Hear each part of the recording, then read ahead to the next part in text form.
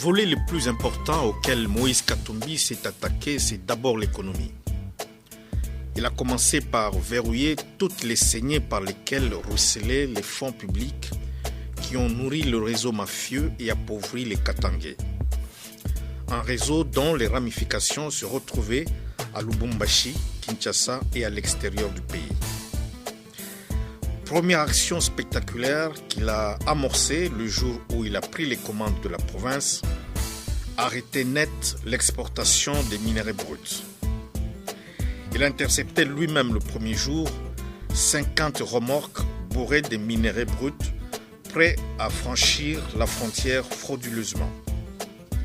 Ce coup de filet a permis de sauver 20 millions de dollars que la République perdait chaque jour et pendant plusieurs années. En moins d'un mois, les retombées de cette action ont commencé à porter leurs fruits. De nouvelles usines de traitement de brut ont commencé à pousser comme des champignons à la périphérie de la ville, avec comme effet d'entraînement la réduction du chômage. Deuxième action incitative à la croissance des recettes de la province, la réorganisation du service de péage. 400 000 dollars par mois avant l'avènement de Katumbi et 1 400 000 dollars par mois après l'avènement de l'actuel gouverneur. Troisième action, la mise au pas des services de l'État générateurs de recettes. Des exemples parmi tant d'autres. À la direction provinciale des impôts, entre janvier et mai 2007, l'équipe de Moïse Katumbi a réalisé plus de 16 milliards et demi de francs congolais, alors que pendant toute l'année 2006, l'équipe précédente n'a réalisé que 15 milliards de francs congolais. À la DGRAD, de janvier à avril de cette année, la DGRAD a réalisé plus de 2 milliards 600 millions de francs congolais. En 2006, pour toute l'année, la même DGRAD, avec le même personnel, n'a réalisé que 4 milliards 400 millions de francs congolais. S'agissant de la redevance minière, de janvier à avril, l'équipe de Moïse Katumbi a perçu plus de 1 milliard 100 millions de francs congolais. En 2006, en une année, l'équipe précédente n'avait réalisé que 2 milliards seulement. Au cadastre minier de janvier à avril 2007, plus de 330 700 000 francs congolais ont été perçus, alors qu'en 2006, toute l'année, ce secteur n'a produit que 275 millions de francs congolais.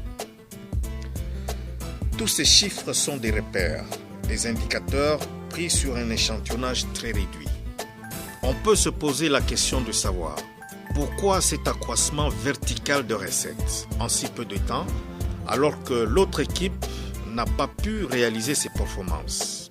La réponse est très simple. D'abord, c'est le capital de confiance que la population a investi en la personne de Moïse Katumbi. Un incorruptible. Il a imprimé un nouveau rythme de travail à tous les fonctionnaires de l'État. Il récompense les justes et sanctionne les détourneurs des deniers publics. C'est à partir de ce moment-là que la population elle-même a pris conscience que les choses ont changé. La population elle-même s'est remise au travail. Elle s'est remise au pas et a décidé elle-même de contribuer au développement de sa propre province. Le démarrage des activités économiques du Katanga ont eu des répercussions sur le social. Au début de son mandat, le gouverneur du Katanga est allé à la rencontre des opérateurs miniers qui exercent une activité très lucrative.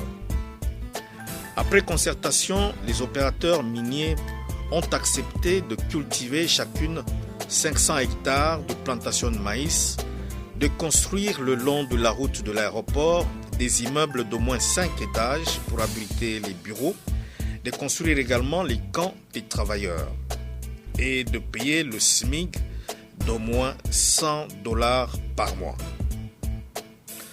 Pour accroître davantage les recettes de l'État, Moïse Katumbi va signer avec les grands opérateurs économiques et sociaux de la province des contrats de performance. La SNEL, qui a bénéficié de beaucoup de financements du gouverneur, et la Régie des eaux, talonnée par l'autorité provinciale, sont rentrés dans la danse. De l'électricité et de l'eau pour tous, du moins dans les grands centres. Le gouverneur n'a jamais raté une seule occasion de descendre sous les lieux pour évaluer l'avancement des travaux de réhabilitation de ces entreprises d'État. Avec les fonds propres générés par la province, le gouverneur du Katanga a démarré les chantiers de la reconstruction de la province.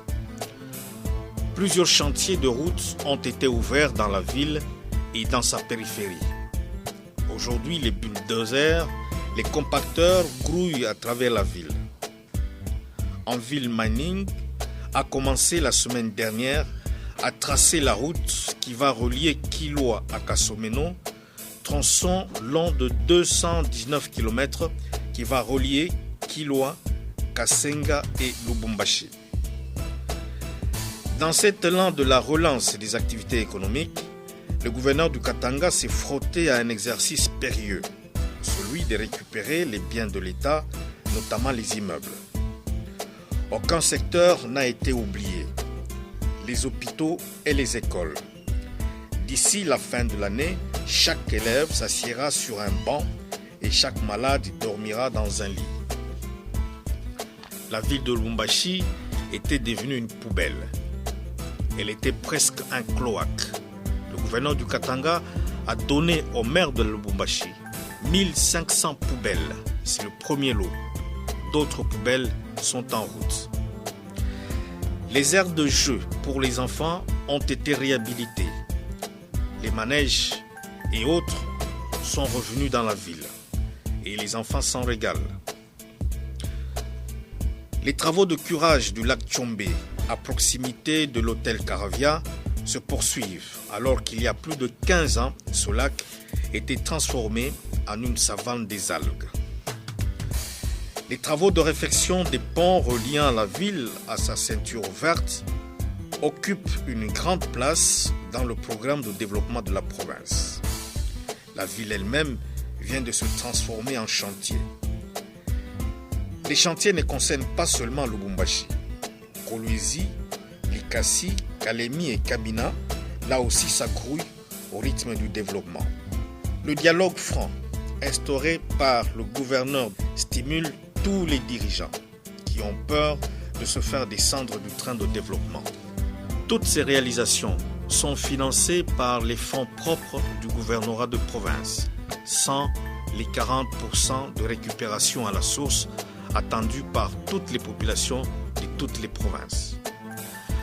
Après avoir lancé le slogan « Nous avons marre de la misère », aujourd'hui le gouverneur change de slogan et lance un autre « Brisons la misère ».